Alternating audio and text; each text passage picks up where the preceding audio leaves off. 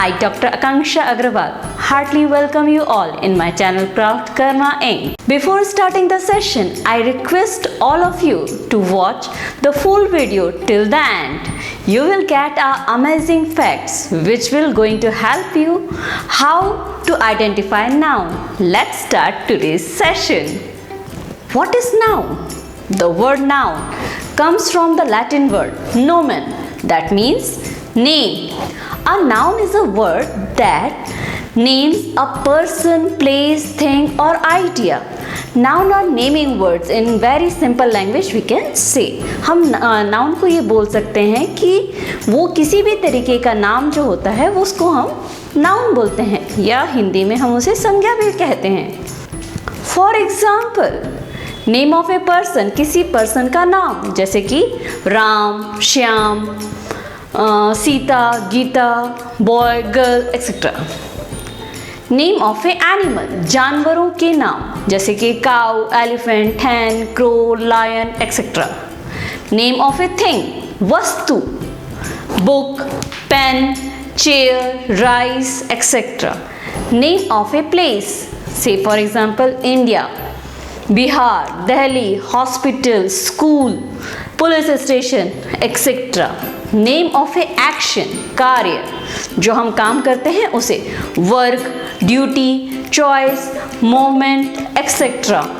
Name of a quality, गुण, beauty, kindness, truth, weaknesses etcetera.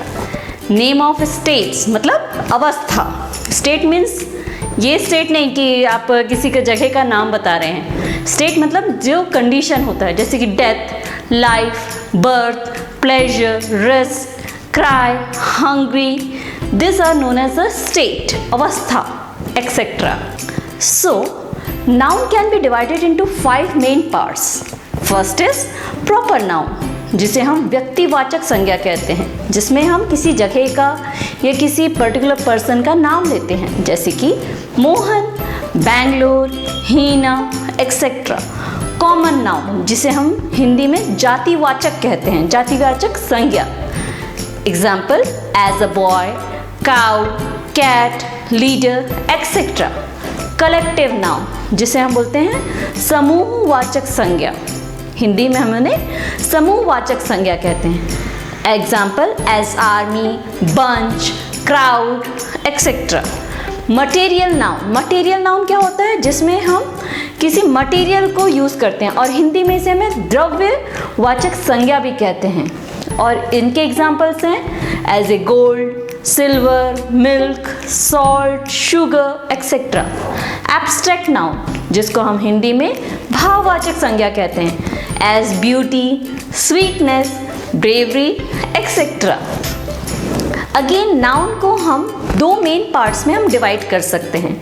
जो हमने अभी 5 टाइप के नाउन पढ़े हैं उसको हम अगेन 2 टाइप के नाउन में डिवाइड करते हैं. एक होता है काउंटेबल नाउन और दूसरा होता है अनकाउंटेबल नाउन. काउंटेबल नाउन के अंदर में हम proper noun, common noun, collective noun इनको रखते हैं. और अनकाउंटेबल नाउन के अंदर में हम रखते हैं material noun and abstract noun.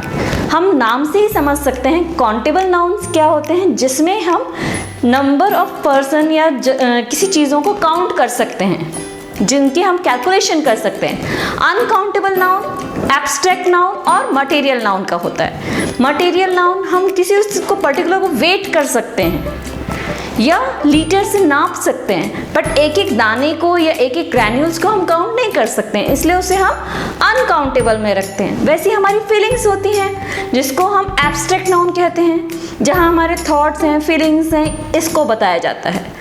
तो अनकाउंटेबल और काउंटेबल 2 बेसिक नाउन हैं, जिसमें ये 5 टाइप के कैटेगरीज को डिवाइड किया गया है, जिसको हम काउंटेबल नाउन के अंदर में रखे हैं. That is a proper noun, a noun which belongs to a particular or individual name, person, place or thing is called a proper noun.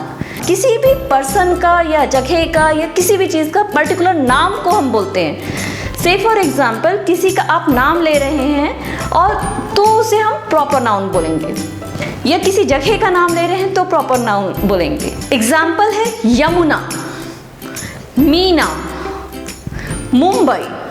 इसको अगर मैं सेंटेंस में बनाऊंगी तो Yamuna is a river, Yamuna एक नदी है, तो यमुना क्या है, आपका प्रॉपर नाउन हो गया। मीना इज प्लेइंग, मीना खेल रही है, तो मीना क्या हो गया आपका प्रॉपर नाउन। मीना क्या कर रही है, खेल रही है। Mumbai is a big city, तो मुंबई क्या हो गया, जो है वो प्रॉपर नाउन हो गया। तो यमुना, मीना, मुंबई, ये एग्जाम्पल के लिए मैं दे रही हूँ। ऐसे ही आप बहुत सारे नाम को ले सकते हैं। अब सेकेंड काउंटेबल नाउन का सेकेंड पार्ट होता है कॉमन नाउन, जिसे हम common noun are the words which name the place, people, thing etcetera, but they are not the actual name of a place, people or thing. For instance, boy is a common noun and the boy name is Arun is a proper noun as it is specifies the name that gives the sense of common is called a common noun. For example, gaon village, animal जानवर, हिल पहाड़। Example में इसको अगर हम convert करें common noun के तो क्या होगा, the village is very small, तो विलेज क्या हो गया आपका common. Animal lives in the forest, तो animals means it is for the common noun, जानवर जंगल में रहते हैं, तो एनिमल्स क्या हो गया हमारा कॉमन नाउन। वहाँ बहुत सारे जानवर रहते हैं तो हम कॉमन नाउन में ले गए। थर्ड पार्ट होता है काउंटेबल नाउन का collective noun. A noun which refers to the whole group is called a collective noun. A word that is made up of more than one person, animal, place, thing और idea is known as collective noun. Collective noun can be both plural और singular. Collective मतलब इसमें हम क्या बता रहे हैं, किसी चीज का कलेक्शन। क्लास मीन्स वर्ग, क्राउड भीड़, आर्मी सेना, टीम दल, फैमिली परिवार, कम्युनिटी समिति, बंच गुच्छा, बैंड दल, गैंग समूह, ग्रुप समूह।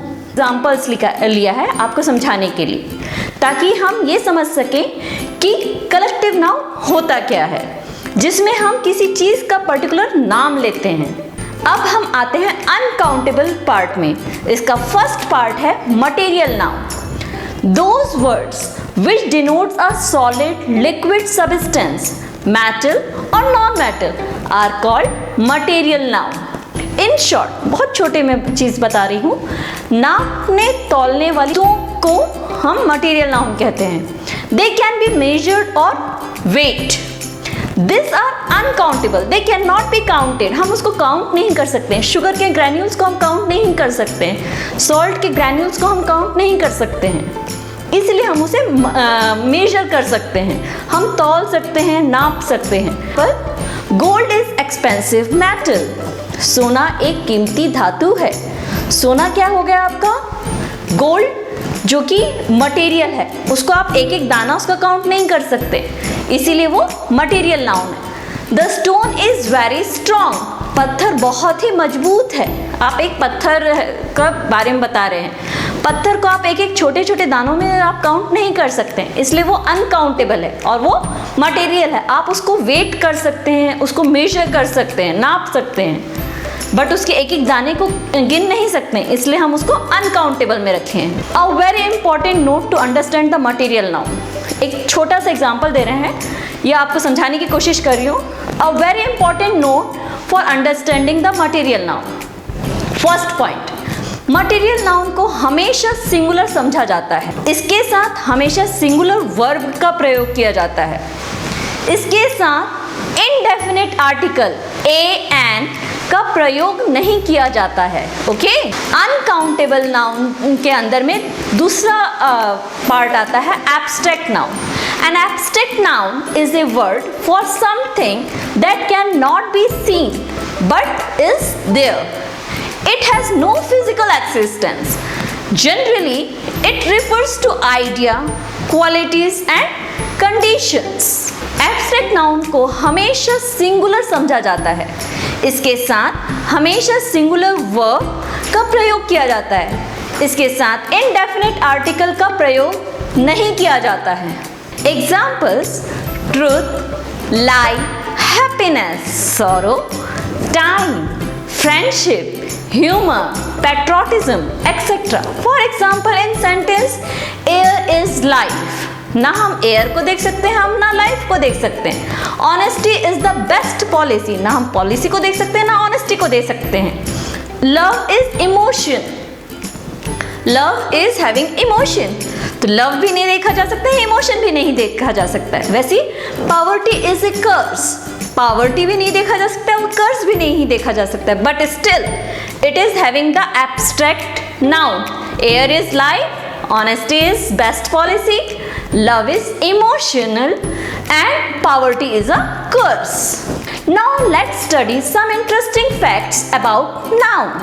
Rule number 1, कुछ noun हमेशा singular होते हैं, जैसे furniture, scenery, information, advice, iron, luggage, grass, food, poetry, glass, paper, dust, traffic, electricity, would, work, machinery, etcetera. Rule number 2, कुछ नाउन जो होते हैं वो प्लूरल होते हैं, लेकिन वो दिखने में हमको सिंगुलर दिखते हैं और सिंगुलर वर्ब के साथ प्रयोग में आता है, यूज में होता है, जैसे कि news, NEWS, news, mathematics, politics, economics, civics, physics, ethics, genetic, innings, etcetera. ये सारी चीज़ें जो हैं वो हमको दिखने में प्लूरल हैं, बट उनका लुक जो है या हम समझेंगे तो वो सिंगुलर फॉर्मेशन में रहता है, वो प्लूरल नहीं होता है। तो don't get confuse, it's a rule. Rule number 3, कुछ नाउन दिखने में हमें सिंगुलर दिखते हैं, बट उनका नेचर जो होता है वो प्लूरल होता है। Examples: kettles, people, police, genre, electrons, etc. Rule number 4, a noun is considered singular if it is understood by the unit, but it considered plural if understood by its members. Example: crowd, audience, class, jury, family, government, public, etc. Now I will teach you one small trick to identify the noun in very easiest way. First, जैसे कि हम suffix लगाते हैं, suffix वो words होते हैं जिसके and में उसको लगाया जाता है और उससे हमको ये पता चल जाता है कि वो नाउन है कि क्या है। जैसे कि NESS, ये किसी वर्ड के आखिरी में लगा रहता है तो 99% वो नाउन होता है। से for example happiness, blindness. Second, SHIP, अगर ये वर्ड किसी भी वर्ड के बाद में लगा है, आखिरी में लगा है, जैसे कि एग्जाम्पल फ्रेंडशिप, सिटीजनशिप, एक्सेट्रा, तो ये भी हमको बताता है कि ये नाउन है। या दूसरे थर्ड टाइप का जो हम नाउन जिसे पहचान सकते हैं वो है CY। अगर किसी वर्ड के आखिरी में CY लगा हुआ है, से for example literacy, advocacy, etcetera.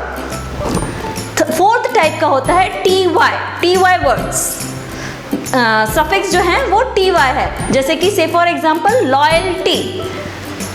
Fifth है ISM, जिस भी वर्ड के आखिरी में लगा हुआ है तो आप उसको आप उसको नाउन है करके पहचान सकते हैं, जैसे कि रियलिज्म, एक्सेट्रा।